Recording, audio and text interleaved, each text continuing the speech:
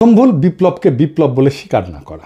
Doctor Zahed তো video বানায় বলছে ঘাড়ে ধরে অভ্যুত্থানকে বিপ্লব বলতে হবে না, এগুলো আসলে কোনোটাই বিপ্লব না, কোনোটাই বিপ্লব না। আমাদের এটাও অনেক অনেক দূরে বিপ্লব থেকে ছিল, কিন্তু এই গণঅভ্যুত্থানকে ঘাট ধরে এটা করানো হচ্ছে কারণ কারো পরিকল্পনা আছে এটাকে বিপ্লব হিসাবে প্রতিষ্ঠিত করে বিপ্লবী সরকার বানিয়ে সবকিছু বাতিল করে তাদের মতো করে দেশ চালাবেন। মির্জা ফখরুল বলছে যেসব দেশে বিপ্লব সফল হয়েছে সেখানে বিপ্লবী সরকার গঠন হয়েছে, কারণ তাদের একটা বিপ্লবী দল ছিল। রাশিয়া, চীন, কম্বোডিয়া, কিউবা সবখানে এই চিত্র পাবেন। এমনকি ইরানেও ইসলাম বিপ্লব হয়েছে, সেখানেও একটা দল ছিল। কাজেই আমার কথা হচ্ছে যারা বিপ্লবের কথা বলতেছেন তাদের উচিত সরকারে না থেকে একটা বিপ্লবী দল গঠন করা। এনে বিপ্লবী দল কোথায়? বিপ্লবী দলই তো নাই।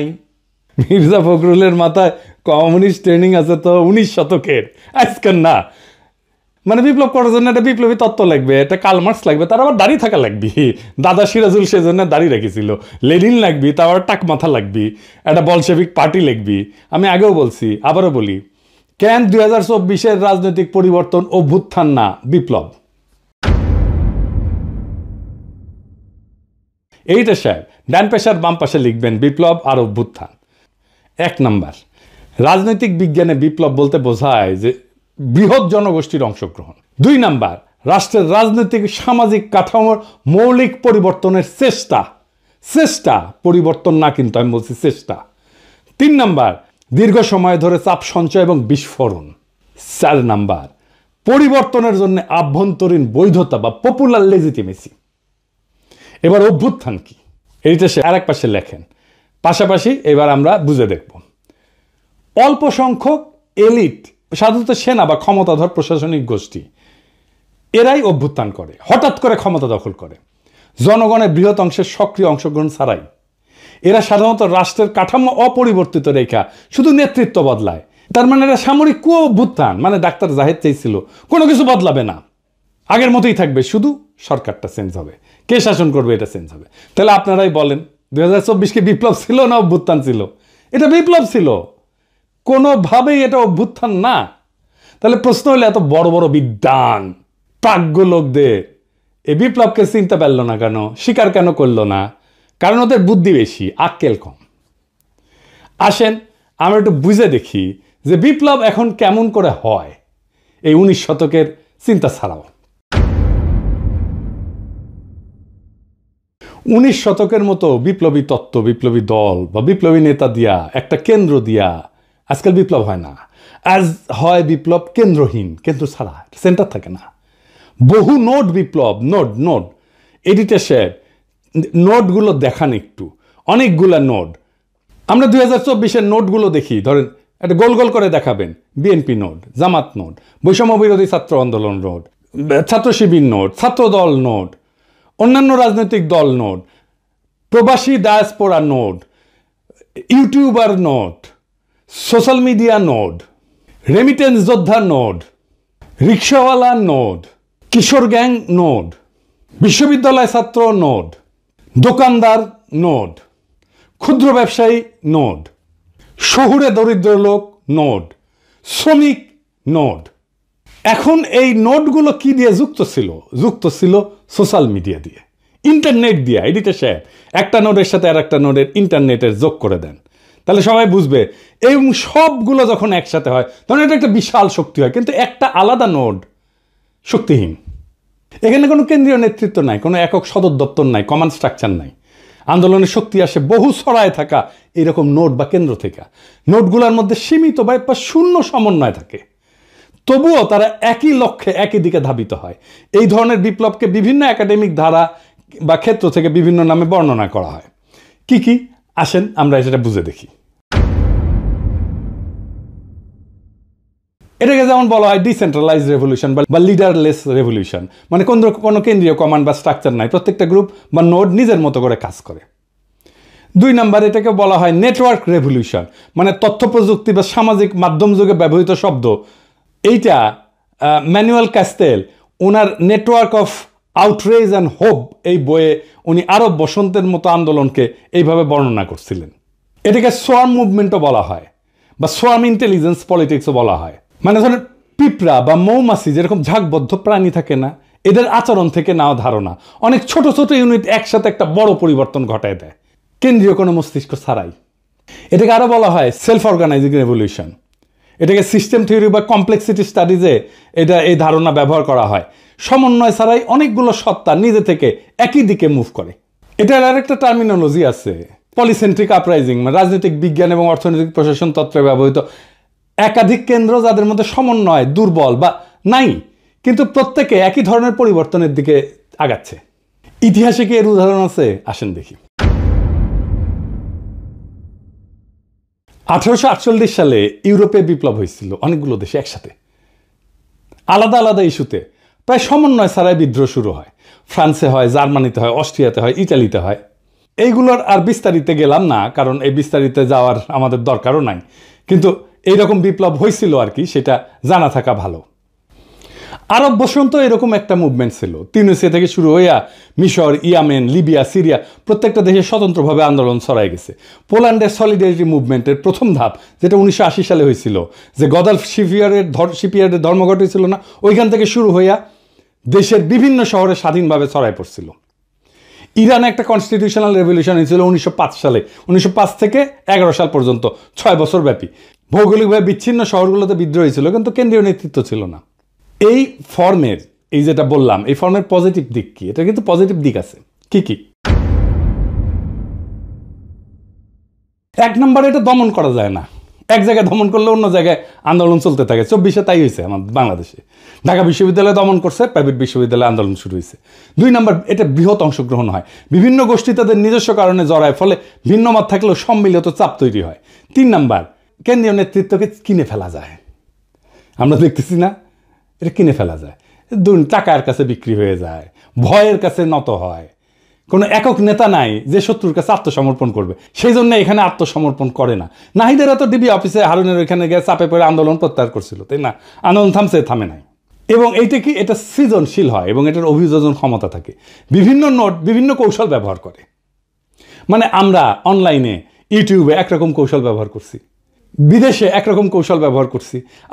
আমরা রেমিটেন্স যোদ্ধারা, তারা রেমিটেন্স শাটডাউন করে দিছে। দেশে যারা কাজ করছে তারা আর একরকমভাবে কাজ করছে। এটার কিছু নেগেটিভ দিক আছে আবার। কি কি? দীর্ঘমেয়াদে ক্ষমতা দখল এবং রূপান্তরের সমস্যা। বিপ্লবের পরে কে নেতৃত্ব দেবে, কিভাবে রাষ্ট্র পরিচালিত হবে, এতে বিভ্রান্তি এবং ক্ষমতার লড়াই শুরু হয়। তাই হয়েছে না? হ্যাঁ, মানে এটা নিয়ে ধরেন এই সরকার কেন ভুল করতেছে, এটা বলতে নিয়ে প্রথম দিকে বলতাম, হ্যাঁ, তো তখন আইসা বলতো যে আপনি উপদেষ্টা হইতে পারেন নাই, সেই জন্য এটা বলতেছেন। বলাই বন্ধ করে দিছিলাম সেই জন্যে। তো যাই হোক, এখন তো আর ওই চান্স নাই। এখন বলা শুরু করি আবার যে ভুলগুলো কি কি ছিল। এখন বলতে পারেন যে এখন বলতেছেন, তখন বলেন না কেন? এখন বলতেছেন, এখন বলে লাভ কি? তখন বললে তো কিছু উপকার করে। শোনেন ভাই, কিছু লোক আছে যারা এসে বারবার করে এই কথাটা বলতো যে আপনি উপদেষ্টা হইতে পারেন নাই, সেজন্য এটা বলিচ্ছেন। বলতো না? আপনারা নিজেরাই বলেন। তো তার চেয়ে কি দরকার? এই গ্যাঞ্জামের মধ্যে ঢুকে লাভ আছে? আচ্ছা, আর কি? সহজে এটা বিভক্ত হয়ে যায়। সমন্বয় না থাকলে আদর্শিক সংঘাত হয় এবং প্রতিযোগিতা বাড়ে। দেখতেছেন না, বিএনপি শিবির, ছাত্রদল ছাত্র শিবিরের আদর্শিক সংঘাত হচ্ছে না? 3 নাম্বার, বাইরের শক্তির ম্যানিপুলেশন সহজে, তারা খুব সহজেই এটাকে ম্যানিপুলেট করতে পারে। সমন্বয়হীন গ্রুপগুলা আলাদা আলাদা চুক্তিতে বিক্রি হয়ে যাইতে পারে বিদেশি শক্তির কাছে। ইন্ডিয়া নানা অ্যাঙ্গেল থেকে আমাদের মধ্যে ঢুকে যাচ্ছে না। একবার ওয়াকার, একবার বিএনপি, একবার বাম, একবার পন্দের আলো, একবার দিল্লি স্টার, একবার দেবপ্রিয়, একবার ইসকন মিলে এবার। হ্যাঁ। 4 নাম্বার, ন্যারেটিভ গঠনের দুর্বলতা। কেন্দ্রীয় বয়ান বা একক বার্তা না থাকায় আন্তর্জাতিক এবং আভ্যন্তরীণ সমর্থন এটা অগোছালো হয়ে যায়। তাই হয়েছে। আমরা চেষ্টা করছি ন্যারেটিভ তৈরিতে, কিন্তু আমরা তো সরকার না, আমরা তো সরকারের বাইরের শক্তি।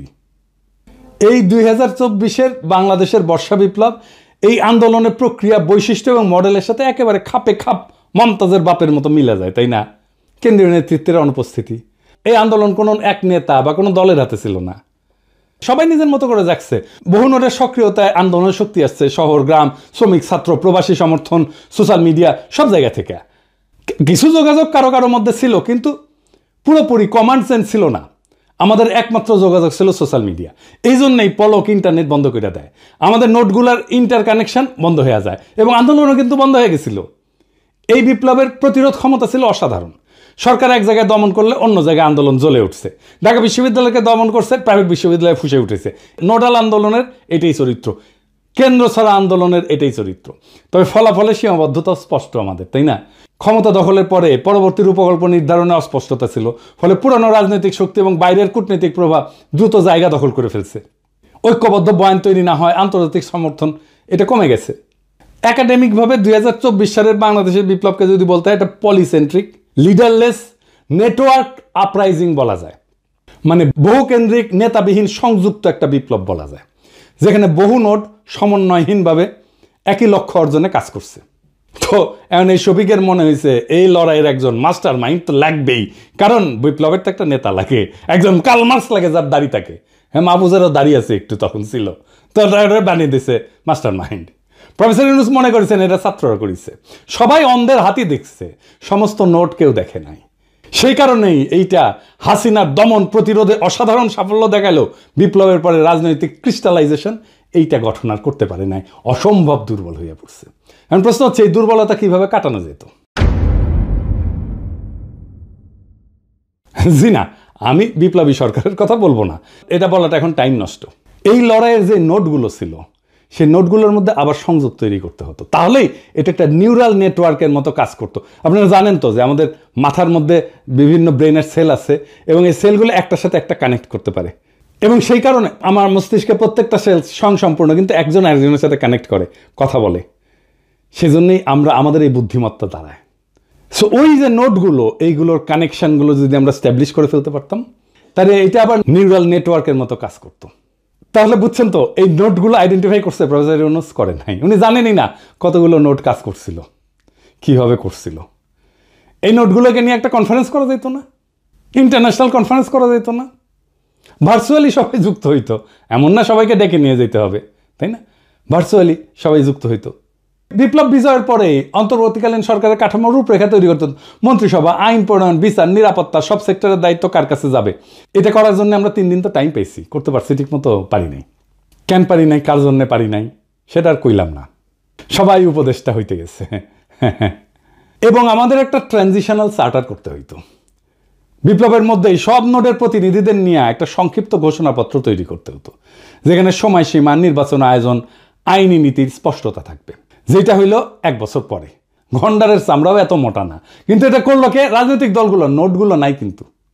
দেখছেন এটা দুর্বলতাটা দেখেন। মানে রাজনৈতিক দলগুলো মনে করতেছে, প্রফেসর ইউনূস মনে করতেছে ওরাই দেশের মালিক, ওরা যা করবে তাই। বিপ্লব ওরা একাই করেছে, ওদের এতই হেডম্প, আমরা কেউ না, আমরা সব। জুলাই ঘোষণাপত্র হইল, আপনার আমার কোনো পার্টিসিপেশন আছে? নাই। কি আশ্চর্য কথা। আর কি করা যাইতে পারত? জয়েন্ট কাউন্সিল অফ নোটস, প্রত্যেকটা প্রধান নোডের প্রতিনিধিদের নিয়ে একটা অন্তর্বর্তী সমন্বয় পরিষদ, যা ক্ষমতা গ্রহণের সাথে সাথে কাজ শুরু করতে পারত। ভার্চুয়ালিও করা যেত, তাদেরকে উপদেষ্টা বানাইতে হইতো না, পয়সাও দিতে হইতো না। প্রফেসর ইউনূস জানেই না কতগুলো নোট কাজ করছে। উনি হয়েছেন 1972-এর মুজিব। কেমনে মুক্তিযুদ্ধ হয়েছে যেমন মুজিব জানতো না, তারপরে মুক্তিযুদ্ধোত্তর দেশ চালাইতে গেছে। প্রফেসর ইউনূসও একই জিনিস, কেমনে বিপ্লবটা হয়েছে এটা উনি জানেন না, বুঝেনও না, তা কিন্তু দেশ চালাইতে গেছেন। এরকম মাল্টিপল নোট থাকলে, এটা সমন্বয়হীন নোট থাকলে বিজয়ের পর নিজেদের মধ্যে দ্বন্দ্বে জড়ায় পড়ে, একটা নোটের সাথে আর একটা নোট। সেটা হয়েছে তো। এবং এটার জন্য একটা কনফ্লিক্ট ম্যানেজমেন্ট, একটা ফ্রেমওয়ার্ক লাগে। এই নোটগুলো কিভাবে কনফ্লিক্ট ম্যানেজমেন্ট করতে হবে, সরকারের তরফ থেকেই এটা বিরোধ মেটানোর জন্য পদ্ধতি ঠিক করা, মধ্যস্থতাকারী ঠিক করা, নেগোসিয়েটর ঠিক করা, কিভাবে সমাধানটা হবে সেটা ঠিক করা। আর কি একটা কমন মিনিমাম প্রোগ্রামের ভিত্তিতে নোটগুলোর ঐক্য। সব নোট যে লক্ষ্যগুলোতে একমত, যেমন ফ্যাসিস্ট সরকারের পতন, মুক্ত নির্বাচন, মানবাধিকার পুনঃপ্রতিষ্ঠা, আওয়ামী লীগের বিচার, সকল দুর্নীতির বিচার, এইগুলো ন্যূনতম অভিন্ন এজেন্ডা হিসেবে ধরে রাখা। প্রফেসর ইউনূসের সরকার কিছু করছে, এগুলো করে নাই। উপদেষ্টাদের নামে দুর্নীতির অভিযোগ উঠতেছে। প্রফেসর ইউনূসের নামে নেতৃত্ব যেমন স্টোরি ছাপে, এটার দায় প্রফেসর ইউনূসের নিজের। ওনার 1 বছরের মধ্যে টাইম হইল না এই নোটগুলোকে আইডেন্টিফাই করে আবার কানেক্ট করার। আর রাজনৈতিক দলগুলো চলে গেল পিকনিক মুডে। উনি রাজনীতির লোক না, আমি মানলাম। যারা রাজনীতির লোক তাদের সাথে তো কথা বলবেন, উনি বোঝার চেষ্টা করবেন। উনি আশায় আছেন একটা ভালো নির্বাচন দিতে পারবেন, দিতে পারলে ভালো। তবে আমি খুব ভরসা পাইতেছি না। তবে এই নির্বাচনে খেলা হবে, অপ্রত্যাশিত ফলাফল হবে, আমি আগেই বলে রাখতেছি। তাই আমি চাই ফেব্রুয়ারিতে ইলেকশনটা হোক। 2024-এর এই বর্ষা বিপ্লব আমাদের শেখায়, এদেশের জনগণ যখন জেগে ওঠে তখন ট্যাঙ্ক, গুলি, গুম কিছুই তাকে থামাইতে পারে না। আমরা দেখছি কিভাবে এক একটা নোট, এক একটা শহর একটা শিক্ষা প্রতিষ্ঠান, একটা অঞ্চল, একটা প্রবাসী গ্রুপ একে অপরকে না চিনেও কোনো একক নেতা ছাড়াই এক হয়ে ইতিহাস লিখছে, ইতিহাস বদলাই দিছে। কিন্তু বিপ্লব শুধু ক্ষমতা বদল না, এটা ভবিষ্যৎ বদলের দায়ও। এই দায় এখনো পূর্ণ হয়নি। যারা ক্ষমতায় তারা যদি এই নোটগুলোকে পুনরায় সংযুক্ত না করে সাধারণ মানুষের বিশ্বাস ফিরায় না আনে, তবে এই বিপ্লবের শক্তি আবারও তাদের বিরুদ্ধে জেগে উঠবে, আরো ভয়ঙ্করভাবে, আরো সংগঠিতভাবে। আমরা ভুলে যাব না, বিপ্লবের আসল মালিক জনগণ, কোনো মাস্টার মাইন্ড না, কোনো ব্যক্তি না, কোনো দল না। আমরা হার মানব না, কারণ আমাদের হাতে এখনো আছে সেই ঐক্যের চাবি, যা একবার এই দেশকে ফ্যাসিবাদ থেকে মুক্ত করছে। ফেব্রুয়ারির নির্বাচন হোক আমাদের দ্বিতীয় ধাপ, যেখানে ভোট হবে শুধু ভোট না, হবে বিপ্লবের ধারাবাহিকতা, যেখানে ব্যালট বাক্স হবে জনগণের নতুন অস্ত্র, যেখানে জয় হবে শুধু এক দলের নয়, বাংলাদেশের। ইতিহাসের গতি থামানো যায় না। যারা থামাতে চাইছে তারা হারায় গেছে, আর যারা শিখছে তারা সংগঠিত হয়েছে, তাদের হাতেই থাকে বিজয়। বিপ্লব চলমান, এই বার্তা জানুক শত্রু, এই বার্তা জানুক মিত্র। ইনকিলাব জিন্দাবাদ।